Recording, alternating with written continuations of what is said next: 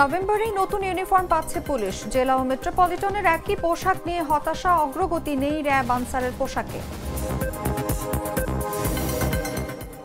ঐকমত্য কমিশনের সিদ্ধান্তে হতাশ বিএনপি, স্বাগত জানালো জামায়াত। কমিশন মেরুদণ্ড ফিরে পেয়েছে, মন্তব্য এনসিপির। ওসমানী বিমানবন্দরে বোর্ডিং ব্রিজে বিমানের ধাক্কা, সিলেট লন্ডন ফ্লাইটে বিলম্ব, 260 যাত্রীকে নতুন উড়োজাহাজে পাঠানোর প্রস্তুতি। জ্যামাইকার পর কিউবায় আঘাত হানতে যাচ্ছে ঘূর্ণিঝড় মেলিসা, প্রবল বৃষ্টি ও ঝোড়ো হাওয়া শুরু, প্রাণঘাতীর আশঙ্কা। এবং সিরিজে ফেরার লড়াই আজ বাংলাদেশের, ব্যাটিং ব্যর্থতার সঙ্গে নতুন চিন্তা আবহাওয়া।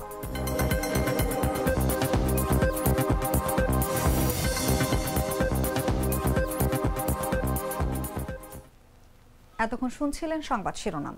দর্শক, আমন্ত্রণ দুপুর ৩টার সংবাদে। সঙ্গে আছি আমি অনুভা বিশ্বাস। কফি ক্যান্ডি, কররা কফি, কঠিন স্বাদে, হাইকে বলো বাই। চলে যাচ্ছি পুরো খবরে। পুলিশ সদস্যদের দাবিতে পরিবর্তন আসছে ইউনিফর্মে। 9 মাস পর অবশেষে নতুন পোশাক পাচ্ছেন পুলিশ সদস্যরা। আয়রন রঙের এই নতুন ইউনিফর্ম 15 নভেম্বর থেকে মেট্রোপলিটন পুলিশের সদস্যরা পরবেন। ধাপে ধাপে জেলা পর্যায়েও বিতরণ হবে। যদিও জেলা পুলিশ ও মেট্রোপলিটন পুলিশ সদস্যদের এক ইউনিফর্ম নিয়ে কিছুটা হতাশা দেখা দিয়েছে পুলিশ সদস্যদের মধ্যে। এদিকে র্যাব ও আনসার বাহিনীর নতুন পোশাক নির্ধারণ হলেও তা এখনও বাস্তবায়ন হয়নি। তৌহিদুজ্জামান তন্ময়ের পাঠানো তথ্যচিত্রে বিস্তারিত জাগো ডেস্ক রিপোর্টে।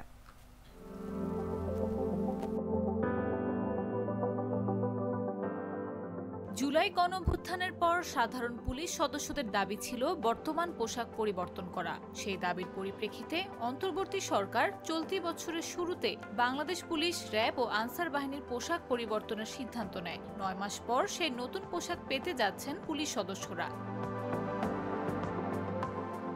পুলিশ সদর দপ্তর সূত্র বলছে, বর্তমানে জেলা পুলিশ ও মেট্রোপলিটন পুলিশে ইউনিফর্মের রং ভিন্ন হলেও নতুন ইউনিফর্ম হবে সবার জন্য এক রঙের। 15 নভেম্বর থেকে ঢাকা মেট্রোপলিটন সহ সব মেট্রোপলিটন পুলিশ সদস্য নতুন ইউনিফর্ম পরতে পারবেন। তবে জেলা পুলিশের নতুন ইউনিফর্ম পেতে আরও কিছুটা সময় লাগবে।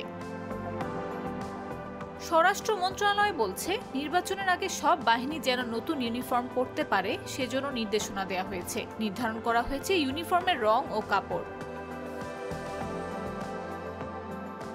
যদিও জেলা পুলিশ ও মেট্রোপলিটন পুলিশ সদস্যদের এক ইউনিফর্ম নিয়ে কিছুটা হতাশা দেখা দিয়েছে পুলিশ সদস্যদের মধ্যে। তারা বলছেন, সবাই যদি একই ইউনিফর্ম পরেন তাহলে চেনা যাবে না তিনি মেট্রোপলিটন নাকি জেলা পুলিশে কর্মরত।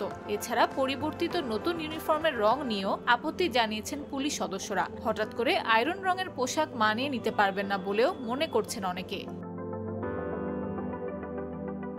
এদিকে র্যাবের বর্তমান কালো রঙের ইউনিফর্ম পরিবর্তনের কথা থাকলেও নতুন জলপাই রঙের ইউনিফর্মের কোনো অগ্রগতি নেই। এছাড়া বাংলাদেশ আনসার ও গ্রাম প্রতিরক্ষা বাহিনীর জন্য সোনালী গমের রঙের নতুন ইউনিফর্ম তৈরির কথা থাকলেও রং পরিবর্তনের আভাস পাওয়া গেছে, তবে বিষয়টি নিশ্চিত হওয়া যায়নি। নাফিস আব্দুল্লাহ, জাগো নিউজ। দর্শক, পুলিশের নতুন ইউনিফর্ম নিয়ে আলোচনার জন্য আমাদের সঙ্গে আজ স্টুডিওতে উপস্থিত আছেন জাগো নিউজের জ্যেষ্ঠ প্রতিবেদক তৌহিদুজ্জামান তন্ময়। তন্ময়, আপনাকে আমন্ত্রণ আমাদের আজকের আয়োজনে। ধন্যবাদ আপনাকে। যেমনটি প্রতিবেদনে দেখছিলাম এবং আমরা জানি যে গণ অভ্যুত্থানের পর পুলিশের পোশাকে একটা পরিবর্তন এসেছে এবং আপনার কাছে আসলে জানতে চাইবো যে এই যে দাবি, এটা কতটা প্রতীকী পরিবর্তন এবং কতটা বাস্তব সংস্কারের প্রতিফলন ঘটাতে পারবে বলে আপনি মনে করেন? জি, গত 5 আগস্টের পরে যে গণ অভ্যুত্থান হয়েছিল, সেই গণ অভ্যুত্থানের পরবর্তীতে কিন্তু পুলিশের পক্ষ থেকে দাবি ওঠে যে তাদের ইউনিফর্ম পরিবর্তন করার। এবং আপনি জানেন যে 5 আগস্ট থেকে প্রায় টানা 7 দিন সারা বাংলাদেশের কোথাও পুলিশ ছিল না। ট্রাফিকিং বলেন বা থানা বলেন বা কোনো ইউনিটের পুলিশ ছিল না। পরবর্তীতে যখন সরকার গঠন হলো, সরকার গঠনের পরে সেনাবাহিনীর সহায়তায় কিন্তু পুলিশ থানায় ফিরতে শুরু করে, তাদের প্রত্যেকটি ইউনিটে ফিরতে শুরু করে।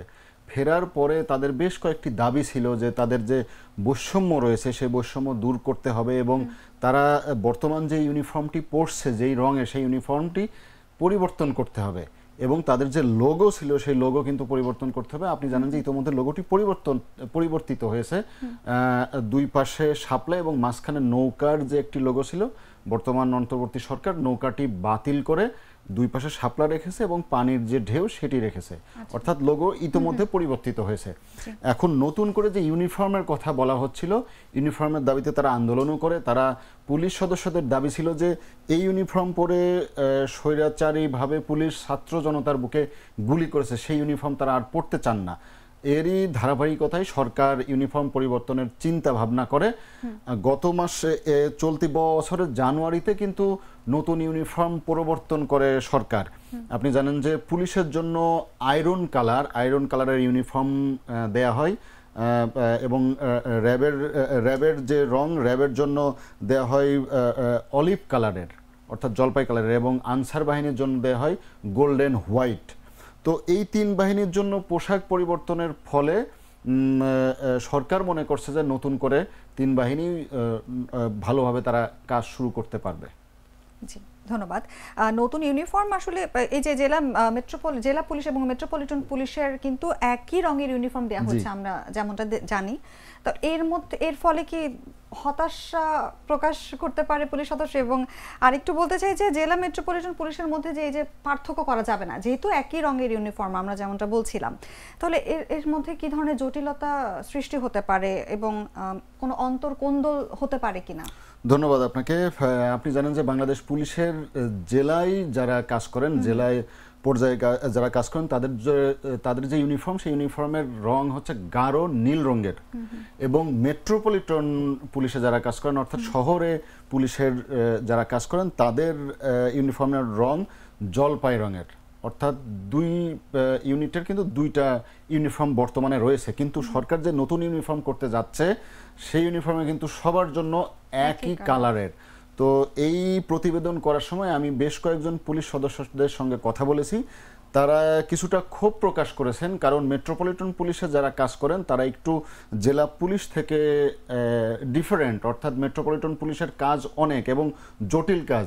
তো দুই ইউনিটের পুলিশ যদি একই ইউনিফর্ম পরে, তাহলে কিন্তু দুই ইউনিটের পুলিশ সদস্যদের পার্থক্য করা যাবে না, অর্থাৎ তিনি মেট্রোপলিটনে কাজ করেন না জেলা পুলিশে কাজ করেন, এইটা নিয়ে কিন্তু বিভ্রান্তির সৃষ্টি হবে এবং কিছুটা সমস্যার সৃষ্টি হবে। এখন সরকার মনে করছেন যে পুলিশ বাহিনীর জন্য একই ইউনিফর্ম করলে ভালো হবে, তবে পুলিশ সদস্যরা যারা ইউনিফর্ম পরবেন তারা কিন্তু এর সঙ্গে দ্বিমত পোষণ করেছেন এবং হতাশা পোষণ করেছেন।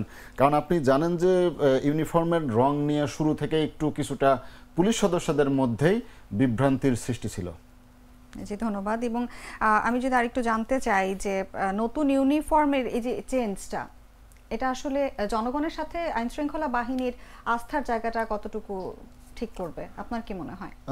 5 আগস্টের পরবর্তীতে পুলিশ যেরকম কাজে ফিরেছে ধীর গতিতে এবং এখনো কিন্তু পুলিশ স্বাভাবিকভাবে তার কাজটি করতে পারছেন না। বিভিন্ন সমস্যার সৃষ্টি হচ্ছে, মব সৃষ্টি হচ্ছে বা মব সৃষ্টি করে থানা ঘেরাও করা হচ্ছে, আসামিকে ছিনিয়ে নেওয়া হচ্ছে এবং পুলিশ তার পূর্ণ শক্তি দিয়ে 5 আগস্টের পর কিন্তু কাজ করতে পারেনি।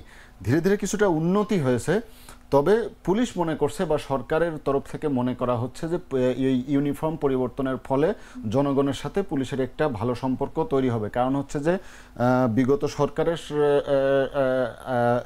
সময়ে যেই পুলিশ সদস্যরা আগের ইউনিফর্ম পরে গুলি চালিয়েছিল ছাত্র জনতার বুকে, ইউনিফর্ম পরিবর্তনের ফলে সেটি আসলে পরিবর্তন হবে বলে সংশ্লিষ্টরা পরিবর্তন আসতে পারে, মনস্তাত্ত্বিক পরিবর্তন আসতে পারে। ওকে, পোশাক পরিবর্তনের বিষয়টা সামনে আসার পর কিন্তু অনেক ধরনের আলোচনা সমালোচনা আমরা দেখেছি এবং একটি প্রশ্ন কিন্তু বারবার সামনে আসছে যে পোশাক পাল্টালেই কি স্বভাব পাল্টাবে, এই বিষয়ে আপনি কি বলতে চান? ধন্যবাদ আপনাকে। যখন জানুয়ারির 20 তারিখ অর্থাৎ 2025 জানুয়ারির 20 তারিখ স্বরাষ্ট্র মন্ত্রণালয় থেকে এই তিন বাহিনীর জন্য নতুন যে 3 রঙের পোশাক প্রথমে নিয়ে আসা হলো, তখন কিন্তু দেখা গেল যে পুলিশের, আমি যেটি বলছিলাম আয়রন কালারের, বর্তমান পুলিশের গাঢ় নীল এবং যে জলপাই কালারের পোশাক মেট্রোপলিটনে, এর থেকে পুরো ডিফারেন্ট একটা কালার। তো এই নিয়ে সাধারণ মানুষ থেকে শুরু করে সর্বস্তরের মানুষ কিন্তু হতাশা এবং ক্ষোভ জানায় যে সরকার এটা কি করলো। কারণ বিগত সরকারের থেকে বর্তমান সরকারের কাছে মানুষের প্রত্যাশা কিন্তু অনেক বেশি ছিল যে এমন একটি রং আনবে পুলিশ বাহিনীর জন্য যে বাহিনীকে আরো উজ্জ্বল করবে এবং এই বাহিনীর সদস্যদের জন্য আরো ভালো ভালো কাজ করা অনুপ্রেরণা যোগাবে। কিন্তু এই নতুন এই রঙের ইউনিফর্ম আসলে কেউই মেনে নিতে পারেননি বলে আমি প্রথমে সেই সময় বেশ কয়েকজনের সাথে কথা বলেছি, এবং পুলিশ সদস্যদের মধ্যেও কিন্তু তাদের মধ্যে ধোঁয়াশা ছিল এবং হতাশা ছিল যে তাদের যে কালার পছন্দ করা হলো এটি আসলে কোনোভাবেই পুলিশ বাহিনীর সঙ্গে যায় না, ওরাও নিতে পারছে না, ওরাও ইয়ে করতে পারছে না। জি, তো এরপরে আপনি দেখেন যে র্যাবের যে পোশাক, র্যাবের বর্তমান কালো রঙের পোশাক, মানে কালো রঙের পোশাক পরলে কিন্তু মানুষের মধ্যে, অর্থাৎ যারা অপরাধী তাদের মধ্যে কিন্তু কিছুটা ভীতি বা ভয় কাজ করে, স্পেশাল ফোর্স যে সেটা বোঝা যায়, স্পেশাল ফোর্স। কিন্তু র্যাবের পোশাক কি করা হলো, র্যাবের পোশাক করা হলো জলপাই কালারের, অর্থাৎ বর্তমানে মেট্রোপলিটন পুলিশের যেই জলপাই কালারের পোশাক, র্যাবের সেই পোশাক দেয়া হলো। তো র্যাবের পোশাক নিয়েও কিন্তু বেশ আলোচনা সমালোচনার সৃষ্টি হয়েছে। তবে এরপরে আসলো হচ্ছে আনসার বাহিনীর পোশাক। আনসার বাহিনীর পোশাক আপনি সরকার পরিবর্তন করে করলো হচ্ছে গোল্ডেন হোয়াইট, অর্থাৎ গমের যে রং সেই রঙের। তো ওই সময় কেউ কেউ বলছিল কাঁঠাল যে রং, সেই কাঁঠাল রঙের পোশাক। অর্থাৎ আপনি জানবেন যে বিভিন্ন ফ্ল্যাট বা বিভিন্ন কলকারখানার যে সিকিউরিটি গার্ড তাদের কিন্তু ওই কালারের পোশাক দেয়া হয়। তো আনসার একটা বাহিনী, সরকারি বাহিনী এবং বৃহৎ বাহিনী, তারা অনেক কাজ করে, তাদের সাথে এই নিরাপত্তা কর্মীদের যেই পোশাকের রং এর সাথে মিলে যাচ্ছে, আনসার বাহিনী থেকেও কিন্তু সেই সময় তীব্র প্রতিক্রিয়া জানানো হয়। তো বর্তমানে সরকার যেটি করছে, 15 নভেম্বর অর্থাৎ নির্বাচনের আগেই পুলিশ সদস্যদেরকে এই নতুন পোশাক দিচ্ছে, কিন্তু র্যাব এবং আনসার বাহিনীর জন্য পোশাক কিন্তু এখনো চূড়ান্ত করা হয়নি। অর্থাৎ র্যাবের যে কালো পোশাক পরিবর্তন করে জলপাই কালারে আনা হবে, সেটা এখন পর্যন্ত র্যাব প্রস্তুত নয়। অন্যদিকে আনসার বাহিনীর জন্য পরিবর্তন করে যে পোশাক আনা হচ্ছিল, আনসার বাহিনী আরো কয়েকটি রঙের পোশাক তারা প্রস্তাব করেছে নতুন করে দেওয়ার জন্য। তাহলে এই সিদ্ধান্তটা কি পরে আসছে? র্যাব এবং আনসার বাহিনীর যে পোশাক, এই সিদ্ধান্তটি পরে আসবে, কিন্তু পুলিশের পোশাক ইতোমধ্যে ফাইনাল হয়ে গেছে। 15 নভেম্বরের পরে দেখা যাবে নতুন পোশাকে পুলিশের। ধন্যবাদ তন্ময় আপনাকে আজকের আলোচনায় উপস্থিত থাকার জন্য। আপনাকেও ধন্যবাদ। দর্শক, কথা বলছিলাম জাগো নিউজের জ্যেষ্ঠ প্রতিবেদক তৌহিদুজ্জামান তন্ময়ের সঙ্গে। এবার চলে যাচ্ছি অন্যান্য সংবাদে। জাতীয় ঐকমত্য কমিশন এবং অন্তর্বর্তীকালীন সরকারের বিভিন্ন কর্মকাণ্ডে বিএনপি হতাশ বলে জানিয়েছেন দলটির স্থায়ী কমিটির সদস্য সালাউদ্দিন আহমেদ। বলেন, ঐকমত্য কমিশনের কাছে পক্ষপাতমূলক আচরণ আশা করেন না। বুধবার হোটেল লেকশোরে এক সেমিনারে একথা জানান তিনি। সালাউদ্দিন আহমেদ বলেন, গেল 17 তারিখ যে দলিল স্বাক্ষর হয়েছে সেই বিষয়গুলো জুলাই সনদ বাস্তবায়নের উপায় সম্পর্কিত সুপারিশে পুরোপুরি নেই। বলা হলো 48টা দফার উপর গণভোট করা হবে, সেই আলাপ তাদের সঙ্গে হয়নি। তিনি আরো বলেন, জুলাই সনদ যেটা স্বাক্ষর হয়েছে সেটা নেই, আছে কমিশন ও 2-1টি দল যে প্রস্তাব দিয়েছে সেগুলো। কমিশনের উদ্দেশ্য ছিল ঐকমত্য প্রতিষ্ঠা করা জানিয়ে বিএনপির এই নেতা আরো বলেন, জাতীয় ঐকমত্য কমিশন যে প্রস্তাব দিয়েছে এতে জাতিতে বিভক্তি হবে, অনৈক্য হবে, কোনো ঐকমত্য হবে না। এতদিন আমরা মনে করতাম জাতীয় ঐকমত্য কমিশন রেফারির ভূমিকা পালন করছে বা ফ্যাসিলিটেটরের ভূমিকা পালন করছে। কালকে যে সুপারিশ তারা সরকারের কাছে প্রদান করেছে তার মধ্যে অবশ্যই একজন দস্তখতকারী মাননীয় প্রধান উপদেষ্টাও বটে জাতীয় ঐকমত্য কমিশনের সভাপতি হিসেবে। তো সুতরাং সেটা এক পক্ষে সরকারেরও একটা এন্ডোর্সমেন্ট হয়, জাতীয় ঐকমত্য কমিশনের পক্ষ থেকে তো বটেই, কিন্তু রেফারিকে আমরা কখনো ভুল দিতে দেখিনি। যাই হোক, যে প্রপোজালস গুলো এবং সুপারিশগুলোর মধ্যে মোট সংযুক্তি সহ 94 পৃষ্ঠার একটা দলিল, তার মধ্যে প্রধান উপদেষ্টাকে উদ্দেশ্য করে চিঠি লেখা হয়েছে। ওখানে প্রধান উপদেষ্টা নিজেই দস্তখত করেছেন। এদিকে জাতীয় ঐকমত্য কমিশনের জুলাই সনদ বাস্তবায়নের সুপারিশকে স্বাগত জানিয়ে জামায়াতে ইসলামীর নায়েবে আমির ডক্টর সৈয়দ আব্দুল্লাহ মোহাম্মদ তাহের বলেছেন, জাতীয় নির্বাচন কোনো কারণে নাও হতে পারে, কিন্তু জুলাই সনদ একটি গুরুত্বপূর্ণ দলিল, এটা সবার আগে হতে হবে। বুধবার জামায়াতে ইসলামীর কেন্দ্রীয় কার্যালয়ে কমনওয়েলথের ইলেকটোরাল সাপোর্ট শাখার উপদেষ্টা এবং প্রি ইলেকশন অ্যাসেসমেন্টের প্রধান লিনফোর্ড অ্যান্ড্রুজের নেতৃত্বে বাংলাদেশ সফররত একটি প্রতিনিধি দলের সঙ্গে বৈঠক শেষে সাংবাদিকদের তাহের এসব কথা বলেন। নভেম্বরে গণভোট না হলে আগামী সব নির্বাচনেই চাপ পড়তে পারে বলেও শঙ্কা প্রকাশ করেন এই জামায়াত নেতা। এ সময় সুষ্ঠু নির্বাচনের জন্য যা যা প্রস্তুতি দরকার জামায়াতের পক্ষ থেকে সেই সকল প্রস্তুতি রয়েছে বলেও প্রতিনিধি দলকে জানান তিনি। যে এবারের যে নির্বাচন এটা অন্যান্য সাধারণ নির্বাচনের মতো নয়, একটি বড় ধরনের পরিবর্তন সূচিত হওয়ার পরে জুলাই বিপ্লবের আকাঙ্ক্ষার ভিত্তিতে অবাধ, সুষ্ঠু, নিরপেক্ষ এবং উৎসব মুখর একটি নির্বাচন হবে, এটাই জাতি আশা। এবং এই ইন্টারিম গভর্নমেন্ট আসার পরে 3টি বিষয়ে তারা জাতির কাছে ওয়াদাবদ্ধ। একটি হচ্ছে সংস্কার করবেন, মৌলিক সংস্কার, এরপরে বিচার দৃশ্যমান করবে এবং একটি সুন্দর অবাধ নির্বাচনের ব্যবস্থা করবে, সুষ্ঠু নির্বাচনের ব্যবস্থা করবে। ইতিমধ্যে একটি বিষয়ে আমরা অনেক দূর অগ্রসর হয়েছি। আপনারা জানেন যে গতকালকে জুলাই চার্টারের চূড়ান্ত একটি সিদ্ধান্ত সরকারের কাছে দেওয়া হয়েছে এবং সেখানে অনেকগুলা বিষয়ে যে আমরা সংস্কারের ঐক্যমত্য পোষণ করেছিলাম 31টি দল কয়েক মাস ধরে, সেগুলোকেই একটি গুচ্ছ সিদ্ধান্তেই একটা প্যাকেজে গণভোটের মাধ্যমে আইনি প্রক্রিয়ায় গিয়ে সিদ্ধান্ত নেওয়ার ব্যাপারে সরকারকে সিদ্ধান্ত দেওয়া।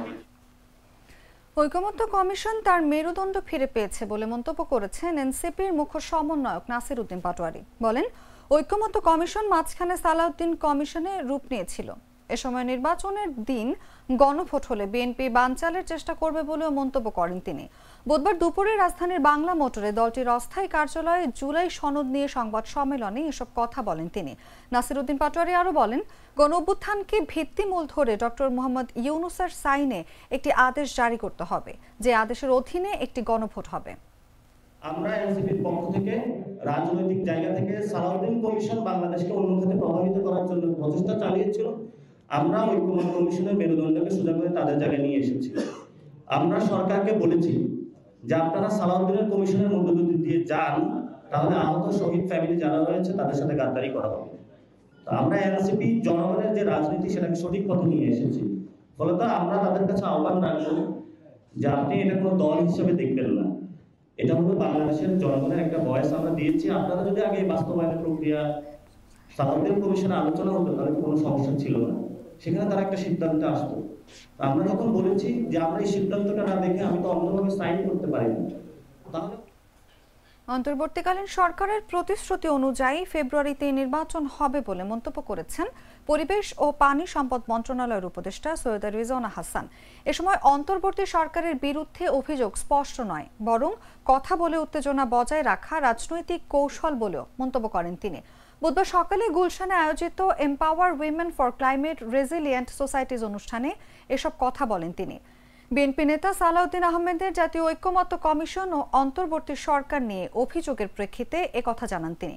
আরও বলেন, জুলাই সনদের বাস্তবায়ন প্রক্রিয়া অনৈক্য হিসেবে নয়, মতানৈক্য বলা যেতে পারে। মতানৈক্য আলোচনা সাপেক্ষে দূর করা যেতে পারে। এ ধরনের আশঙ্কা বা নেতিবাচকতা নিয়ে কাজে আগানো যাবে না। যতই চ্যালেঞ্জ হোক না কেন, আমাদের যে অবস্থান নেয়ার তা আমরা নেব। সরকারকে তো একটা সিদ্ধান্ত নিতে হবে, কারণ সরকার একটা কমিটমেন্টের জায়গা থেকে দায়িত্বটা পালন করছে। আমরা তো শুধু নির্বাচন করতে আসিনি, আমরা প্রথম থেকে বলেছি যে আমরা রিফর্ম আমাদের একটা বড় এজেন্ডা এবং মানুষ একটা পরিবর্তিত নতুন বাংলাদেশ দেখতে চায়। এই নতুন বাংলাদেশে যাওয়ার একটা উপায় হচ্ছে আইন কানুন, প্রশাসনিক আয়োজন, ক্ষমতার ভারসাম্য, এগুলোতে সংস্কার আনা। তো এই সংস্কারগুলো টেকসই হবে না যদি আমরা আরোপ করে দিয়ে যাই। সেজন্যই এতদিন যাবৎ এই কমিশনে আলোচনা হয়েছে এবং সেখানে যদি বিন্দুমাত্র কোনো অনৈক্যের লক্ষণ থাকতো তাহলে তারা তখনই বলতো। এখন ইমপ্লিমেন্টেশন তো একটা চ্যালেঞ্জ হবেই, রাতারাতি তো আর পরিবর্তন আসে না, কিন্তু যতই চ্যালেঞ্জিং হোক না কেন এই যে নানান রকম মতগুলো, এই মতগুলোকে একসাথে নিয়ে যতটুকু আমরা ইমপ্লিমেন্ট করতে পারি, আমাদের যে অবস্থান নেওয়ার আমরা সেই অবস্থানটা নেব।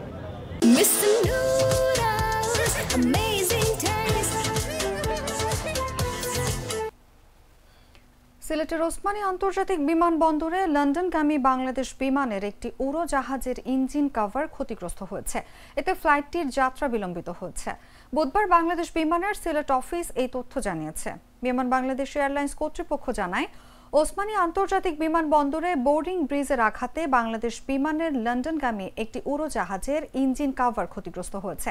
এতে শিশুসহ 260 জন যাত্রীকে নতুন আরেকটি উড়োজাহাজে পাঠানোর প্রস্তুতি নিচ্ছে কর্তৃপক্ষ। ফলে 4 ঘন্টা দেরিতে ছাড়বে ফ্লাইটটি।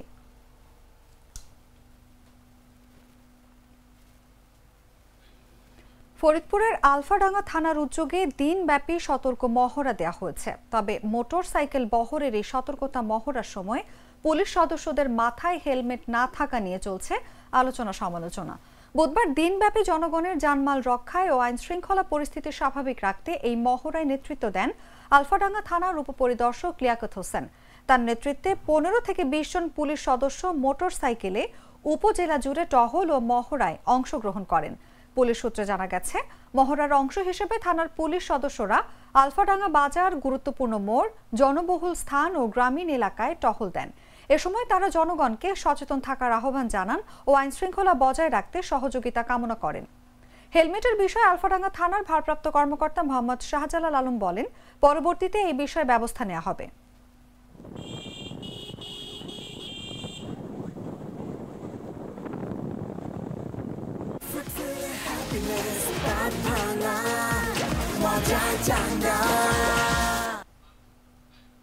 জানাব আন্তর্জাতিক সংবাদ।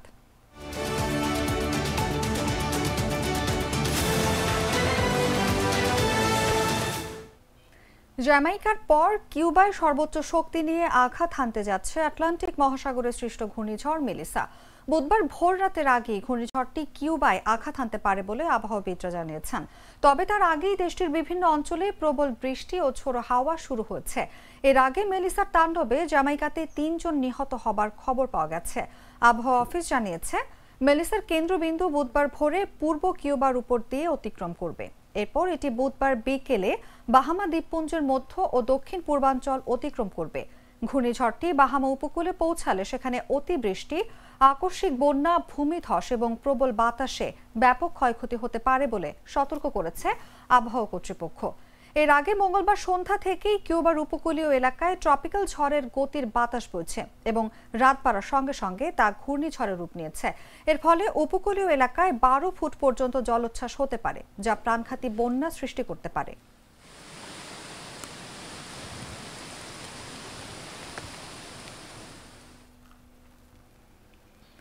লিবিয়ার রাজধানী ত্রিপোলির পশ্চিমে ভূমধ্য সাগরে অভিবাসীবাহী একটি নৌকাডুবির ঘটনায় অন্তত 18 জনের মরদেহ উদ্ধার করা হয়েছে।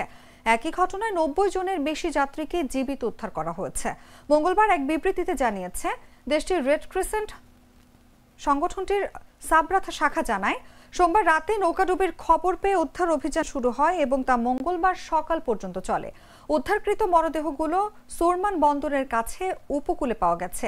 রেড ক্রিসেন্টের প্রকাশিত ছবিতে দেখা গেছে, স্বেচ্ছাসেবীরা মরদেহগুলো সাদা ব্যাগে ভরে অ্যাম্বুলেন্সে তোলার পাশাপাশি জীবিত উদ্ধারকৃতদের প্রাথমিক চিকিৎসা দিচ্ছেন। এর আগে চলতি মাসের শুরুতে দেশটির স্বাস্থ্য মন্ত্রণালয় পরিচালিত এক মেডিকেল সেন্টার জানিয়েছিল যে জুয়ারা ও রাস ইজদিস শহরের মধ্যবর্তী উপকূলে 2 সপ্তাহে অন্তত 61 অভিবাসন প্রত্যাশীর মরদেহ উদ্ধার করা হয়েছে।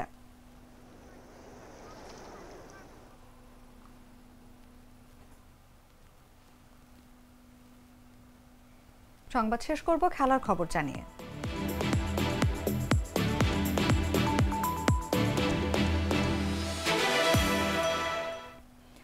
ওয়েস্ট ইন্ডিজের বিপক্ষে ওয়ানডে সিরিজ জয়ের পর আত্মবিশ্বাসী ছিল বাংলাদেশ। তবে চট্টগ্রামের প্রথম টি-20তে 16 রানের হারে ধাক্কা খেয়েছে লিটন দাসের দল। 1-0 ব্যবধানে পিছিয়ে থাকায় বুধবার একই ভেন্যুতে সিরিজ বাঁচাতে লড়বে স্বাগতিকরা। কিন্তু মাঠের লড়াইয়ের আগেই নতুন চিন্তা আবহাওয়া অধিদপ্তরের পূর্বাভাস অনুযায়ী আজ থেকেই দেশের উপকূলীয় অঞ্চলে বৃষ্টি শুরু হতে পারে। বৃহস্পতিবার ও শুক্রবার তা আরও বাড়ার আশঙ্কা রয়েছে। ফলে সূচি অনুযায়ী আজকের দ্বিতীয় এবং শুক্রবারের শেষ টি-20 দুটি বৃষ্টির হুমকিতে। তবে আশা জাগাচ্ছে চট্টগ্রামের বীরশ্রেষ্ঠ মতিউর রহমান স্টেডিয়াম, যার উন্নত ড্রেনেজ ব্যবস্থা অতিরিক্ত বৃষ্টিতেও দ্রুত খেলার উপযোগী মাঠ তৈরি করতে পারে। মাঠের চিন্তা ছাড়াও বাংলাদেশের ভাবনায় আছে নিজেদের ব্যাটিং ব্যর্থতা। প্রথম ম্যাচে 166 রানের সহজ লক্ষ্য তাড়ায় দল থেমে যায় 16 রানে। টপ অর্ডার ও মিডল অর্ডারের কেউই দায়িত্ব নিতে পারেননি। সিরিজে টিকে থাকতে একাদশে পরিবর্তনের ইঙ্গিতও মিলেছে।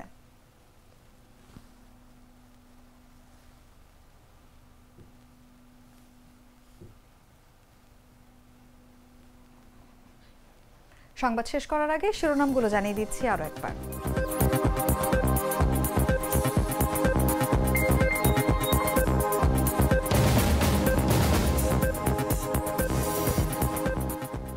নভেম্বরেই নতুন ইউনিফর্ম পাচ্ছে পুলিশ। জেলা ও মেট্রোপলিটনের একই পোশাক নিয়ে হতাশা, অগ্রগতি নেই র্যাব আনসারের পোশাকে। ঐকমত্য কমিশনের সিদ্ধান্তে হতাশ বিএনপি, স্বাগত জানালো জামায়াত। কমিশন মেরুদণ্ড ফিরে পেয়েছে, মন্তব্য এনসিপির। ওসমানী বিমানবন্দরে বোর্ডিং ব্রিজে বিমানের ধাক্কা, সিলেট লন্ডন ফ্লাইটে বিলম্ব, 260 যাত্রীকে নতুন উড়োজাহাজে পাঠানোর প্রস্তুতি। জ্যামাইকার পর কিউবায় আঘাত হানতে যাচ্ছে ঘূর্ণিঝড় মেলিসা, প্রবল বৃষ্টি ও ঝোড়ো হাওয়া শুরু, প্রাণঘাতীর আশঙ্কা। এবং সিরিজে ফেরার লড়াই আজ বাংলাদেশের, ব্যাটিং ব্যর্থতার সঙ্গে নতুন চিন্তা আবহাওয়া।